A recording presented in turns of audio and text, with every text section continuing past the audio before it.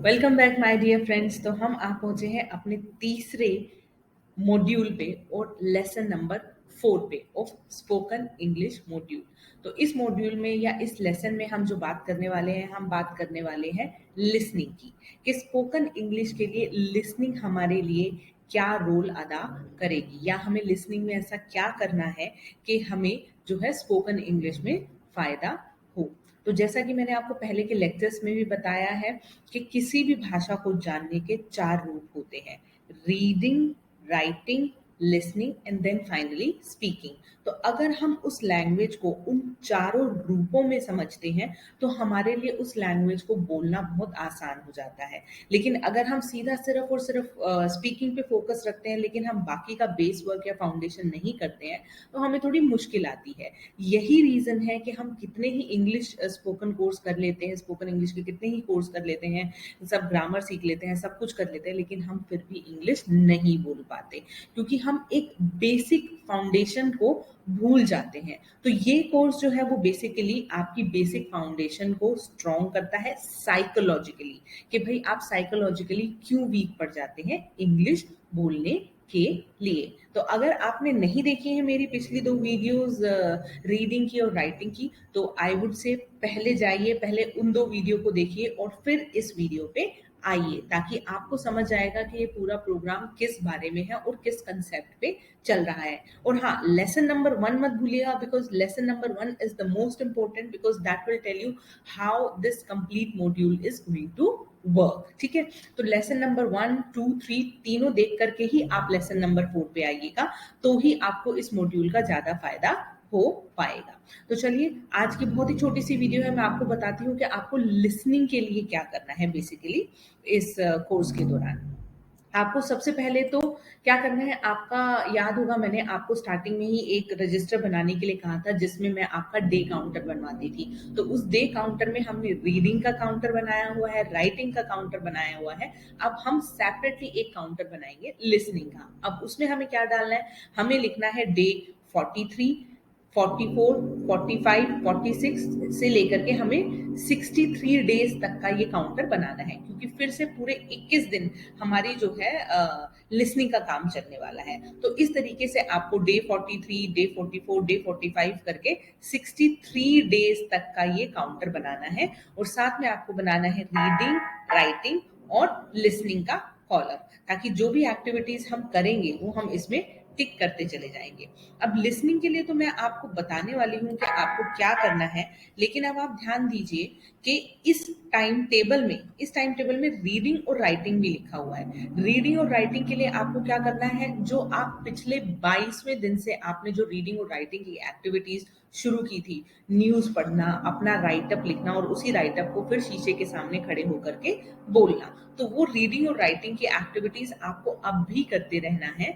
अब इन 2 एक्टिविटीज के साथ आपके लिए एक काम और बढ़ जाएगा, जो कि होगा लिसनिंग का। अब 43 से 63 दिन तक हमें रीडिंग, राइटिंग, लिसनिंग ये तीनों एक्टिविटीज उसी हिसाब से करते रहना है। तो चलिए, अब मैं आपको बताती हूँ कि लिसनिंग में आप क्या करेंगे। लिसनिंग में आपको क्या करना है, लिसनिंग में आपको बेसिकली पहले पॉडकास्ट सुनने हैं। पॉडकास्ट आपको पता होगा, या अगर नहीं पता है तो मैं आपको बताती हूँ पॉडकास्ट क्या होते हैं। इंग्लिश के में किसी भी सब्जेक्ट पे कोई भी इंसान कुछ बोलता है, या ऑडियो, मतलब वो वीडियो नहीं होता, ऑडियो होता है सिर्फ, ऑडियो में वो कुछ भी बोलेगा इंग्लिश में तो वो पॉडकास्ट होता है। तो इंग्लिश के पॉडकास्ट होते हैं, हिंदी के होते हैं, आपको पॉडकास्ट पे सुनने हैं। आजकल बहुत सारे जो म्यूजिक के प्लेटफॉर्म्स हैं वहां पे आपको मिलते हैं, यूट्यूब पे भी आपको बहुत पॉडकास्ट मिलते हैं, तो आप पढ़ सकते हैं, पढ़ नहीं सकते, सुन सकते हैं। आपको डेली का एक पॉडकास्ट सुनना है। कई पॉडकास्ट बहुत छोटे छोटे होते हैं, 2 मिनट के, 3 मिनट के, उनको सुनिए और सुनते टाइम ऑब्जर्व कीजिए कि वो कैसे सेंटेंसेस को बोल रही हैं। ठीक है, तो आपको डेली का एक पॉडकास्ट सुनना है और ऑब्जर्व करना है। ठीक है, और अगर आप चाहते हैं कि मैं आपके लिए पॉडकास्ट बनाऊं तो आप प्लीज मुझे नीचे कमेंट में लिख करके बताइए, तो मैं आपके लिए लिसनिंग के 10 पॉडकास्ट बना दूंगी। आप चाहेंगे तो आप उन्हें ही सुन सकते हैं, पर उसके लिए आपको कमेंट करना जरूरी है। आप कमेंट में मुझे बताएंगे तो मैं आपके लिए लिसनिंग के पॉडकास्ट बनाऊंगी। दूसरा आपको क्या करना है, दूसरा आपको सुननी है इंग्लिश न्यूज। इंग्लिश न्यूज के चैनल हम सभी को पता है। आप इंग्लिश न्यूज चलाइए, भले ही समझ आती है नहीं आती है, आप एंकर को देखिए कि वो इंग्लिश में कैसे बोल रहा या बोल रही है और कैसे वर्ड्स का यूज कर रहा है। आपको डेली आधा घंटा कम से कम इंग्लिश की न्यूज सुननी है और सुनते समय आपको क्या करना है, आपको ऑब्जर्व करना है कि वो जो स्पीकर है, न्यूज रीडर है, वो किस तरीके से शब्दों का यूज कर रहा है, क्या उसकी बॉडी लैंग्वेज है और कैसे कैसे वो इंग्लिश के सेंटेंसेस बोल रहा है। क्योंकि जब हम ऑब्जर्व करना सीख जाते हैं तो हम थिंक करना सीख जाते हैं। If we have to think in English for speaking in English then we have to observe first. तो आप पहले ऑब्जर्व करेंगे, तो न्यूज रीडर को आप अच्छे से ऑब्जर्व कीजिए। इसके अलावा इंग्लिश की ऑडियो बुक्स भी आती हैं, जैसे मैंने आपको बताया पॉडकास्ट, वैसे ही इंग्लिश की ऑडियो बुक्स भी होती हैं। पॉडकास्ट जो होते हैं छोटे छोटे होते हैं, 5 मिनट का, 10 मिनट का। आप कोई इंग्लिश की एक ऑडियो बुक ढूंढिए, नेट पे बहुत मिलती हैं आजकल और बहुत सारे प्लेटफॉर्म है जहाँ पे ऑडियो बुक्स मिलती हैं। तो आप कोई भी अपनी पसंद की एक ऑडियो बुक सिलेक्ट कीजिए और डेली उस ऑडियो बुक को आपको आधे घंटे सुनना है। अगर आपकी वो जो ऑडियो बुक है खत्म हो जाती है लेट से 4-5 दिन में ही, तो आप दूसरी ऑडियो बुक उठाइए, क्योंकि आपको अभी लगातार 21 दिन तक ये ऑडियो बुक सुननी है। तो आपको लिसनिंग की क्या एक्टिविटीज करनी है, आपको एक पॉडकास्ट सुनना है कम से कम, इंग्लिश की न्यूज देखनी है आधा घंटा और आधा घंटा इंग्लिश की कोई ऑडियो बुक सुननी है।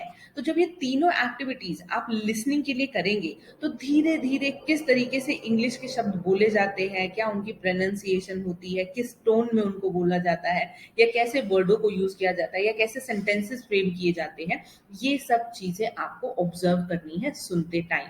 एक बार आपको ऑब्जर्वेशन आ जाएगी तो आपको थिंकिंग आ जाएगी, and when you start thinking in English you will start speaking in English. तो अब आपको क्या करना है, अब अगले 21 दिन तक, जैसा कि मैंने आपको पहले बताया, रीडिंग के टास्क तो आप करते ही रहिए, राइटिंग के भी करते रहिए, और अब आप लिसनिंग के भी ये टास्क करेंगे।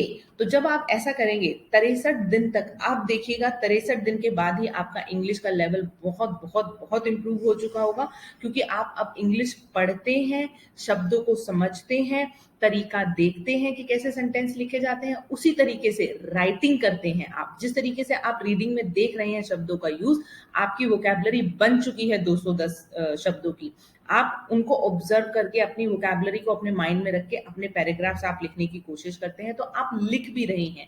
अब इसके साथ साथ आपको सुनना भी है। जब आप सुनेंगे तो सबकॉन्शियस माइंड में, आपके दिमाग में पिच बैठ जाएगी कि इंग्लिश कैसे बोलना है या क्या क्या टाइप के फ्रेजेस आते हैं इंग्लिश में। तो इसी ऑब्जर्वेशन से आपको इंग्लिश सीखनी है। तो अब ये एक्टिविटीज करते रहिए आप 63 दिन तक। उसके बाद आप आइए स्पीकिंग की वीडियो पे, ठीक है। तो उससे पहले मत आइए, अगर आप एक्टिविटीज नहीं करेंगे रिलीजियसली तो इसमें प्रॉब्लम होगी। ये जो पूरा कोर्स है आप ही की ईमानदारी पे डिपेंडेंट है कि जो एक्टिविटीज मैं आपको बता रही हूँ आप कितनी ईमानदारी से उसको करते हैं। तो अगर आप ये चार्ट बनाएंगे, डे काउंटर बनाएंगे और पूरी ईमानदारी से आप वो सभी एक्टिविटीज करते हैं और हर टाइम टिक टिक टिक टिक करते हैं, तो take my words, I promise you nobody can stop you from speaking English from 84th day.